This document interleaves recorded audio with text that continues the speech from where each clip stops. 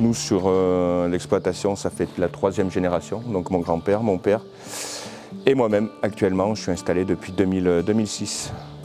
Marqué par une importante crise, le monde agricole se trouve à la croisée des défis agricoles, écologiques, alimentaires, géopolitiques, sociaux et financiers.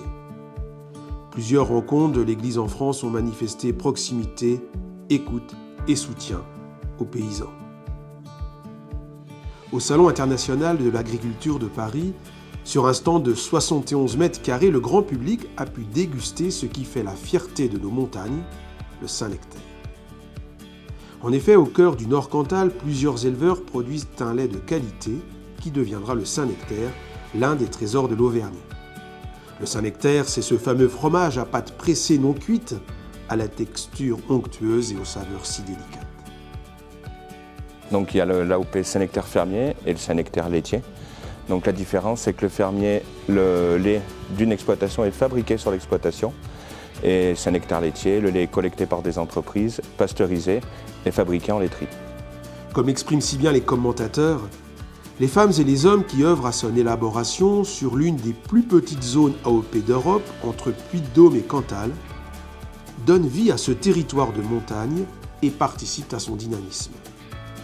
De l'élevage des vaches jusqu'à l'affinage, ils perpétuent un savoir-faire transmis depuis des générations. C'est le défi que relève jour après jour Damien et ses différents collaborateurs. Donc moi je m'appelle Damien Mazera, je suis associé avec mon épouse Elodie. On a une exploitation de 200 hectares avec 150 vaches laitières et 35 vaches allaitantes de race Aubrac. Et on fabrique du Saint-Nectaire en AOP fermière. Ici comme ailleurs, le Saint-Nectaire fermier répond à un cahier des charges précis qui garantit à la fois le bien-être des animaux et des process de fabrication exigeants. Donc au niveau de l'AOP Saint-Nectaire, on n'a pas de contrainte au niveau de la race. Par contre, tous les animaux doivent être nés et élevés sur la zone de fabrication. Ensuite, au niveau de l'alimentation, le cahier des charges, donc pas d'OGM, les fourrages fermentés sont limités, les concentrés utilisés aussi pour complémenter la ration sont limités. De l'alimentation des vaches jusqu'à la remise des précieux fromages à l'affineur, en passant par la traite et la fabrication fromagère au lait cru, il faudra de 12 à 14 litres de lait pour produire un Saint-Nectaire d'1,7 kg. Toujours un local qu'on appelle SAS, sanitaire, donc qui fait le pont entre l'extérieur et l'intérieur du bâtiment. Après vous avez une partie sanitaire, donc douche WC, et après vous avez la salle de fabrication. Et donc là on a toute la traçabilité, donc là c'est les fromages du vendredi.